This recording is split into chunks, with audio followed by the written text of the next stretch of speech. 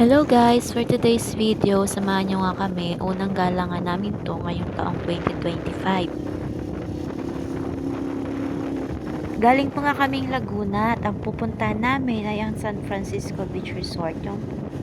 At ang napili nga namin na resort ay yung pwede magdala ng sariling tent.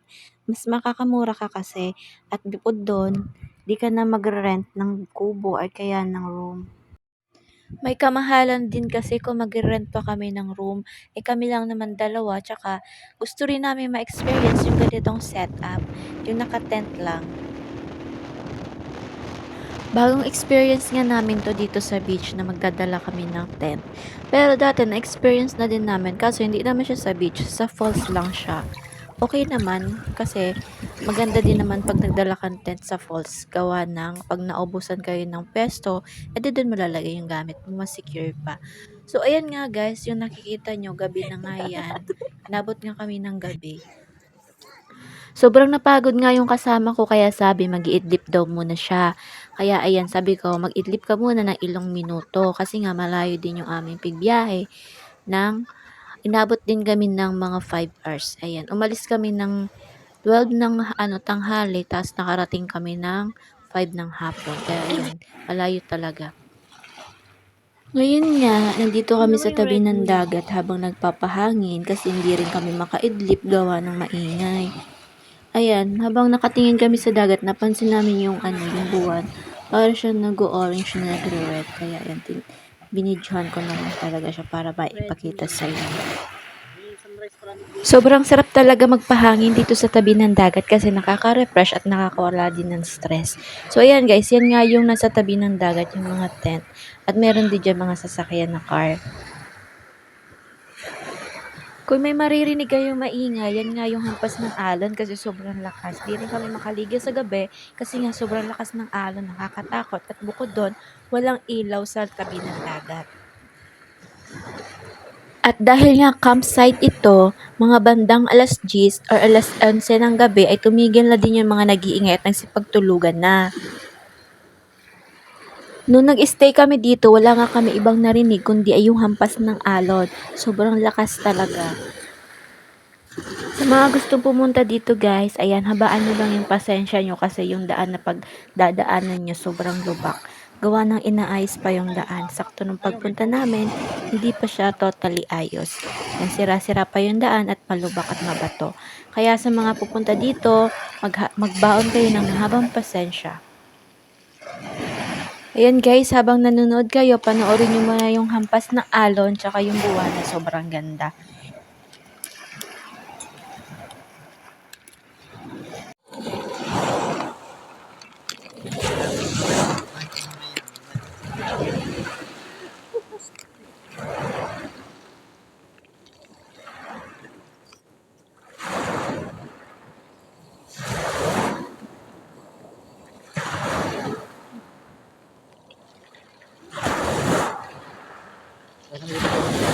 Dahil kami nga lang mag-asawa dito, ayan, medyo naboboring na yung aking kasama kasi nga madilim yung dagat. Hindi kami makapagligo gawa ng madilim, nakakatakot baka mamaya. Sobrang lalim na. Syempre masyadong maano yung dagat, nakakatakot din. Sabi niya, bili na lang daw siya ng maiinom at saka ng chichirya.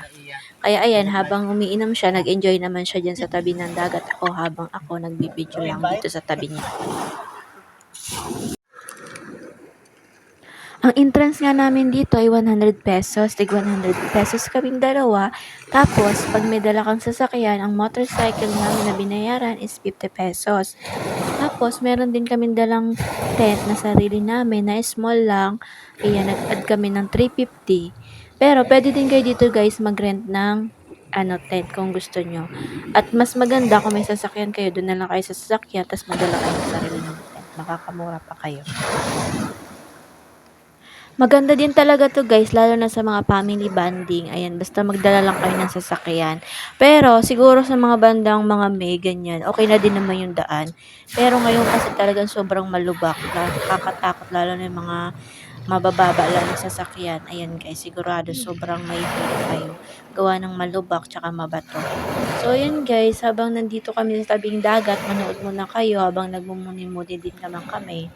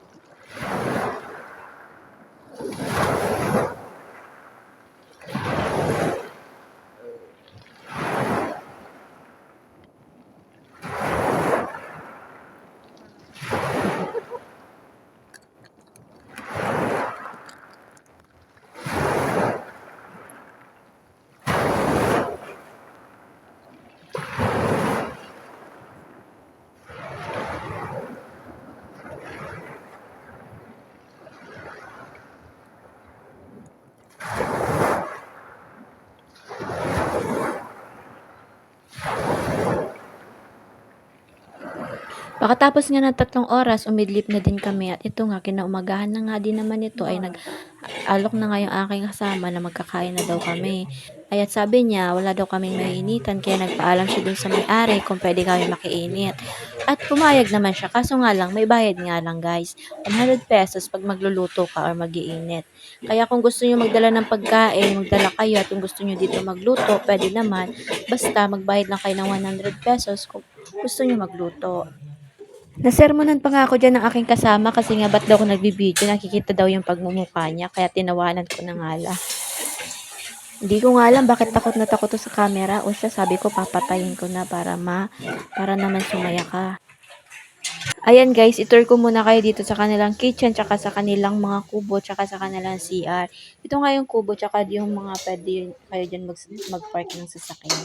At ito nga yung kitchen nila, ayan dito kami nagluto. At sobrang luwag nga nung kami pumunta, kasi kukunti lang yung tao. Tsaka ito yung CR nila guys, 2 panlalaki, tsaka 2 pambabae. Yung CR nila guys, sobrang linis din naman. Kasi nabali ko ng matagal. Napasarap nga yung pag-alnaw ko, kaya sabi ng asawa ko, ay sobrang haba na daw ng pila, kinatok na ako. Sabi ko, ayan, nahiya din naman ako, kaya binilisan ko na. Inabutan nga ako dyan ng pera kasi bumili daw ako ng tubig. Sabi ko, sige, wala din naman kaming tubig na dala. Sabi ko, bili na lang kami. Nagulat din naman ako sa presyo guys ng tubig dito. Yung maliit lang guys. Nagpatak din siya ng 25 pesos. Tsaka yung malaki nasa 50. Kaya iyan, sa mga gusto magpunta dito, magbaon na lang din kayo ng inyong tubig. Ito nga yung kinaumagahan guys. Gumising nga kami mag-aalas 5 ng umaga. Ayan, sobrang may liwanag na din naman. Tsaka sobrang lamig ng hangin dito. Gawa ng tabing dagat.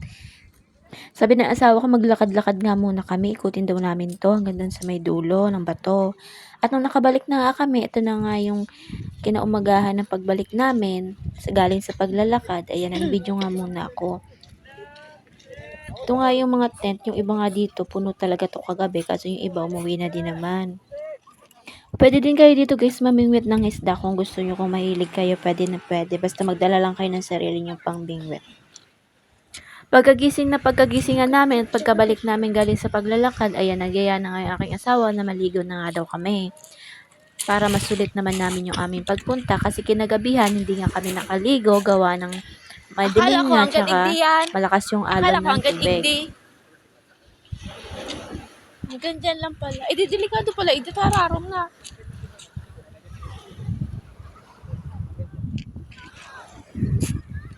Kung hanggang dyan tubig, oh.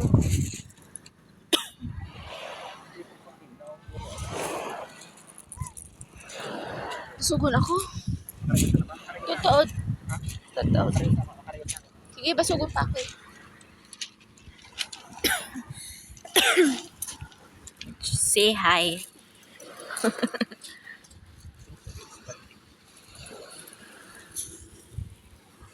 Chinelas ka.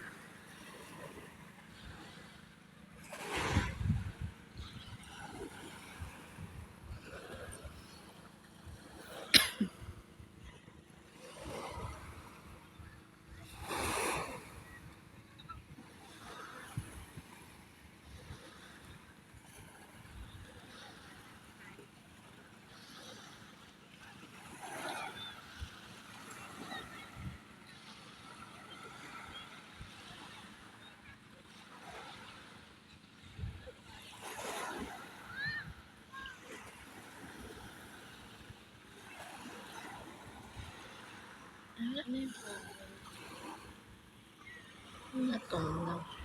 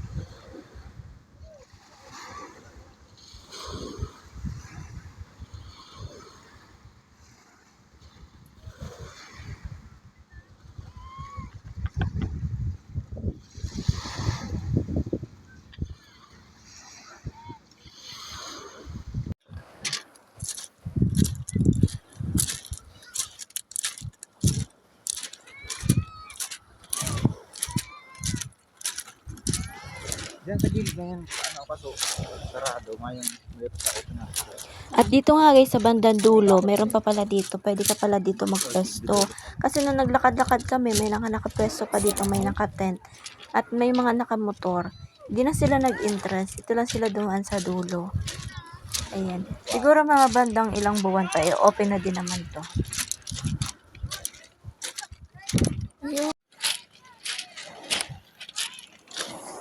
O, taon, naglarga na kita? Pa ako ng kakababad. Babad man ako.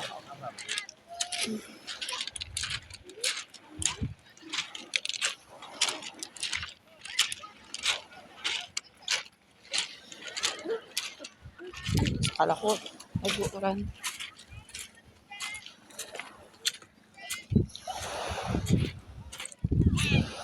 Ayaw duman sila nagdayo kanina. Oh. Ito yung round duman. Sabi nila, Gayun ang picture. talo na pa. Talo na yan. Ang gayun ko tayo ang pwesto.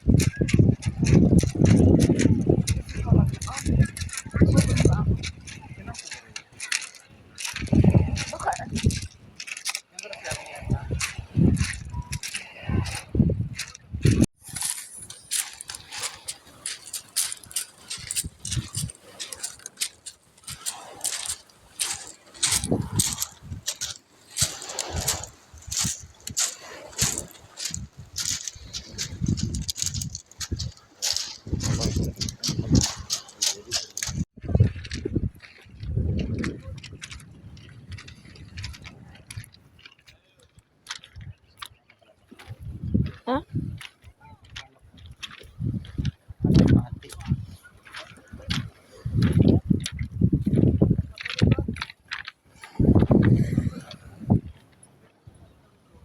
Naglaban na rin.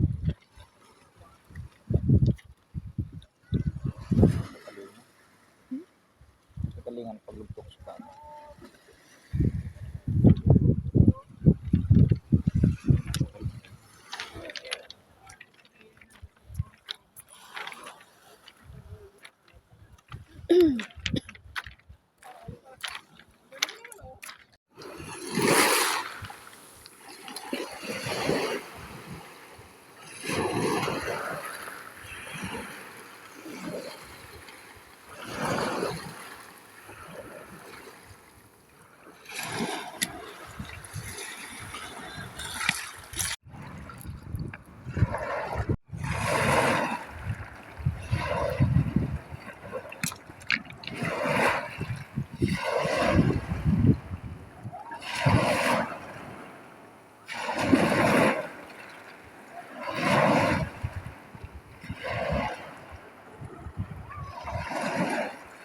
At dito nga habang naglalakad-lakad kami at nagpahinga, may nadaanan nga kami starfish. Ang cute niya talaga. Ayan. Sabi ko nga huwag na hawakan. Ayan, ang kulit ng kasama ko. Nahawakan pa talaga. At dito nga, banda dito, meron pa nga siyang isang klaseng Di ko ako starfish ba yon? Yung, ayan no, starfish ba yan? Hindi ko alam kung anong isda yan. Nagalaw kasi siya. Para siya starfish na, ibang klaseng starfish. Hindi ko alam kung anong tawag. Hindi nga namin hinahawakan kasi baka mamaya mapaano kami. So yan guys, magbababad muna kami kasi maya-maya uwi na din naman kami dyan.